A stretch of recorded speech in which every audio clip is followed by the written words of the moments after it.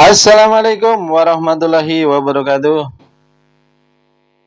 Halo, apa kabar teman-teman semua? Selamat berjumpa kembali bersama Inyong. Ketemu maning masih di kanal Suara Kaki Lima. Apa kabar? Pada sehat, Mbok? Pada ke duite. Sudah menghayal apa hari ini? Jangan menghayal terus ya, boleh bermimpi, tapi wujudkan mimpinya dengan karya nyata. Oke. Oke teman-teman, pada kesempatan kali ini saya akan mengulas lagi satu video. Wah, ini videonya tidak ingin ketawa duluan. Oke, kita lihat saja langsung videonya. Bismillahirrahmanirrahim. Wing. Yang asli saya ini sering ketemu dengan Rasulullah. Bahkan saya selalu pakai baju putih karena Rasulullah kalau bertemu sama saya pakai baju putih. Kalau dengan saya kok pakai baju Jawa ya, Pak. Nah ya, jadi apa itu menyesuaikan yang tidak menyesuaikan mungkin. Aduh, speechless aku lihat video ini. Beliau berdua itu pasti udah kenal lah. Viral banget Kiai Muharor dengan Gus Fuad Pleret gitu.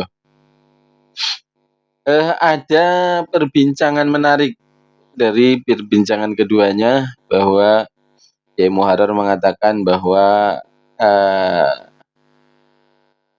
bertemu dengan Rasulullah secara yakdoh. Yakdoh itu dalam keadaan terjaga gitu kan, bukan dalam keadaan tidur atau mimpi. Aduh, percaya enggak kalian? Kemudian mengatakan bahwa kenapa saya selalu menggunakan baju putih karena Rasulullah itu kalau saya itu kalau ketemu dengan Rasulullah selalu pakai baju putih gitu. Terus ditimpalilah sama Gus Fuad Pleret ini. Tapi kalau ketemu dengan saya itu pakai ini ya, pakai pakaian Jawa. Jangan ketawa, serius, serius. Aduh, aduh, aduh, aduh, aduh.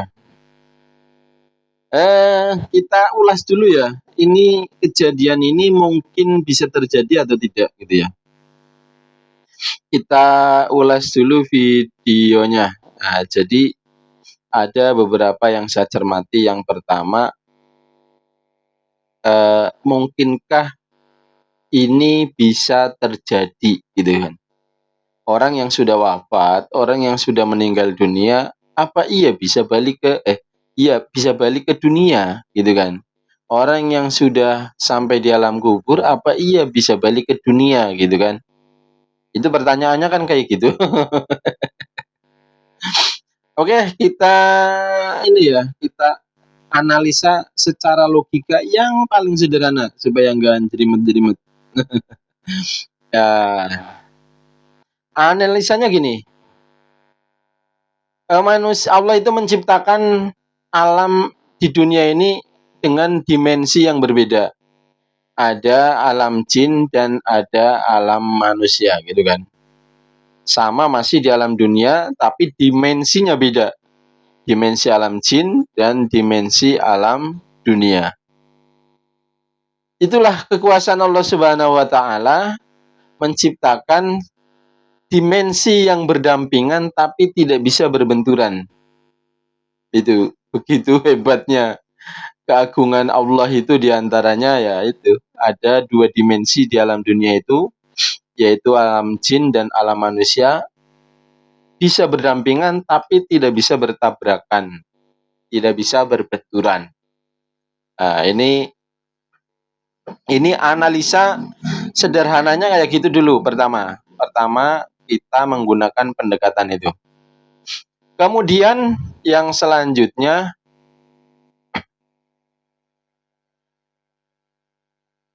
alam jin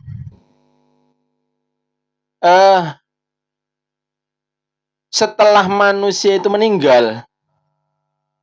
Setelah manusia itu meninggal, itu kan masuk ke alam ruh gitu ya. Setelah manusia itu wafat, itu kan manusia ke alam ruh. yang ini kan ruhnya gitu kan. Ruhnya yang kembali ke alam berikutnya, ke alam kubur lah katakan gitu kan. Alam kubur, masuk ke alam kubur. Ini kan hanya perpindahan saja.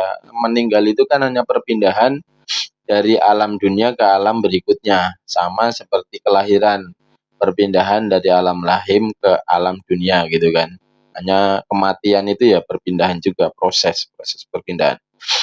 Setelah masuk di alam kubur, pertanyaannya, apakah dimensi alam kubur ini sama dengan dimensi alam malaikat gitu?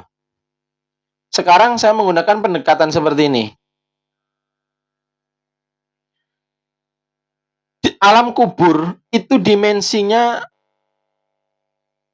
mungkin sama dengan dimensi alam malaikat. Kenapa bisa seperti itu? Malaikat mungkar nakir nemui orang itu di alam kubur, menanyai itu kan. Berarti ada kemungkinan mungkar nakir malaikat itu dimensinya sama dengan alam ruh, alam kubur. Mungkin ini ya. Ini kan belum kita hanya menganalisa secara logika. Kemudian malaikat itu bisa masuk ke alam dunia. Iya kan? Cerita para nabi pasti pernah bertemu dengan para malaikat. Yang paling populer kan Jibril lah gitu lah, malaikat Jibril, karena malaikat Jibril alaihi salam ini malaikat yang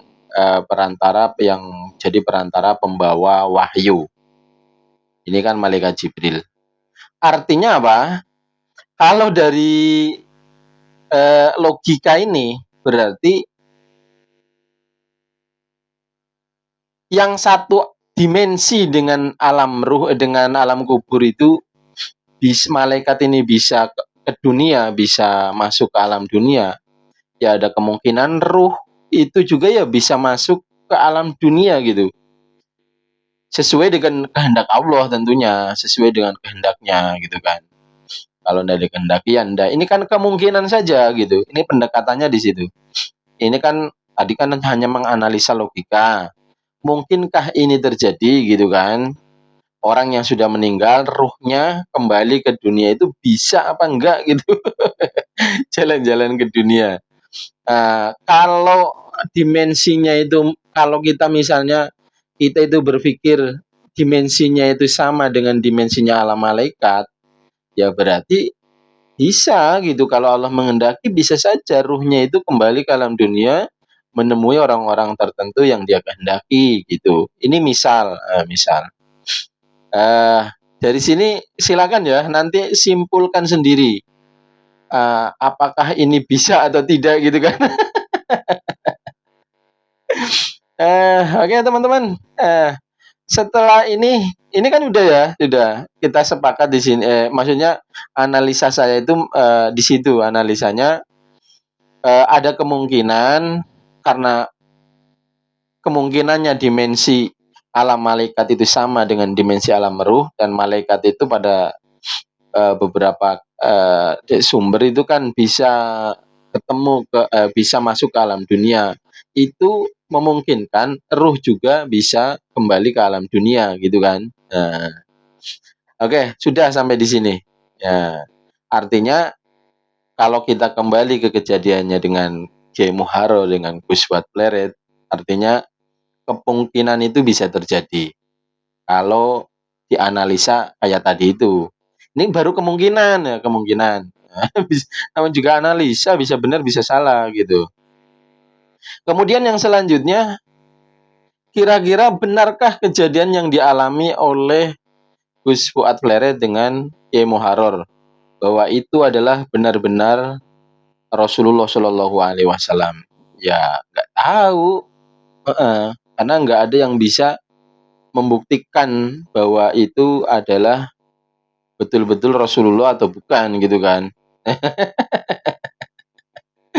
Ya, jadi bisa jadi itu kayak tadi itu kemungkinannya, atau bisa jadi itu adalah jin yang mengaku-ngaku menjadi Rasulullah kemudian menemui mereka berdua. Atau mungkin mereka berdua itu hanya ngaku-ngaku saja ketemu, yang pada sesungguhnya nggak pernah menemui siapa-siapa gitu. Ini kan bisa jadi kemungkinan itu terjadi. Heeh. Jadi kemungkinan itu terjadi, kejadian itu adalah ada 3. Mungkin ia benar-benar terjadi, atau mungkin ia terjadi tapi bukan Rasulullah, hanya itu adalah jin yang mengaku-ngaku jadi Rasulullah, dan atau yang ngaku-ngaku adalah orangnya gitu, ngaku-ngaku ketemu Rasulullah secara yakdoh gitu kan. Ya, walau alam biswab. Coba pertanyaannya, kan di keterangan dalam hadis bahwa jin itu tidak bisa menyerupai Rasulullah gitu. Iya, benar. Ada satu hadis mengatakan bahwa kalau kamu bermimpi bertemu dengan aku, maka sungguh kamu itu benar-benar ketemu dengan aku. Karena setan tidak bisa menyerupai aku gitu kan. Menyerupai gitu. Tapi kalau ngaku-ngaku kan bisa. Kalau menyerupai memang nggak bisa, tapi kalau ngaku kan bisa. Ini analisa saya seperti itu. Kemudian yang selanjutnya masalah beliau itu kejadian itu terjadi betulan atau tidak sama beliau, itu urusan beliau ya. Itu urusan beliau. Artinya gini, yang saya sayangkan ini kan peristiwa ruhani ya. Ini peristiwa ruhani yang tentunya mungkin sebagian orang mempercayai dan sebagian orang tidak percaya gitu kan. Orang-orang Muhammadiyah biasanya nggak percaya. Orang-orang Salafi sudah jelas nggak percaya. Yang banyak mempercayai peristiwa-peristiwa ini ya kalangan kaum sufi, orang-orang Nahdien ini mempercayai peristiwa-peristiwa ruhani seperti ini.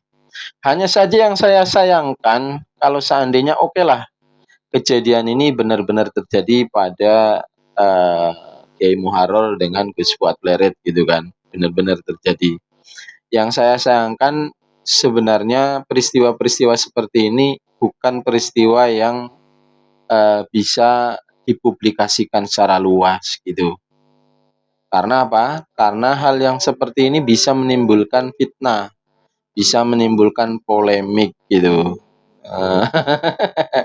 Kalau menurut saya beliau-beliau kurang hikmah sih, menurut saya gitu. Kurang hikmah, kurang bijaksana gitu maksudnya. Artinya peristiwa-peristiwa ruhani itu hanya bisa diceritakan dengan orang-orang yang meyakini tentang peristiwa ruhani atau dengan orang-orang yang satu makom. Karena mungkin ada hal-hal tertentu yang mungkin ingin dikonfirmasi atau apa gitu kan. Yang satu makom itu satu derajat ruhaninya, tingkatan ruhaninya gitu. Ini jadi walau alam biswab ya. Jadi itu kemungkinannya di situ. Dan kita garis bawahi bahwa peristiwa-peristiwa ruhani itu bukan hal yang sebenarnya bisa diceritakan secara luas gitu, bisa dipublikasikan secara luas. Boleh cerita hanya kepada orang-orang yang bisa dipercayai atau kepada orang-orang yang satu makom, biasanya seperti itu. Oke teman-teman, jadi ini ya, tentunya ini teman-teman sudah banyak yang lihat lah ini video ini dan menyikapinya itu seperti apa. Karena kesannya itu seperti seperti Mama Gufron kesannya gitu kan. Terus ya nggak beda dengan siapa Fakih Muqaddam yang aku mi'raj 70 kali. Katanya sehari mi'raj 70 kali gitu kan. Ya Allah Rabbi. Ya apa namanya? Kita memahami ya dengan kayak tadi itu dengan logika kita, kemudian kalau saya cara memahaminya sih seperti itu. Silakan teman-teman nanti misalnya ada punya pemahaman yang lain, silakan di komenin aja gitu kan. Silakan bijaksana dalam menanggapi video tersebut. Jangan juga jangan. Iya, saya dengan cerita-cerita Fakih Mukodam itu aja saya agak ini kok ya, tiba-tiba muncul kiai ini ceritanya mirip-mirip gitu. Ya Allah Robi, padahal aku sebenarnya ngefans juga sebenarnya sama beliau-beliau ini karena gigih sekali itu kan, gigih sekali tentang nasab, kritis sekali tentang nasab, tentang makam-makam palsu gitu kan. Kiai Imad itu kan satu gerakan dengan Kiai Imad gitu kan, satu firqah, apa namanya, satu harokah dengan Kiai Imad. Oke teman-teman, sekian saja ya. Eh, Mudah-mudahan Allah berikan hidayah kepada kita semua, berikan kesehatan, berikan dan seterusnya, berikan kebaikan-kebaikan gitu. Dan tentunya tidak lupa kita berdoa untuk negeri kita, supaya negeri kita menjadi negeri yang aman, damai, tentram, sejahtera, di mana dibangunkan, dibangkitkan apa namanya, pemimpin-pemimpin yang adil dan amanah, dijauhkan dari mara bahaya dan bencana, kemudian dijauhkan dari orang-orang yang ingin menghancurkan negeri ini. Oke, sekian saja. Wassalamualaikum warahmatullahi wabarakatuh.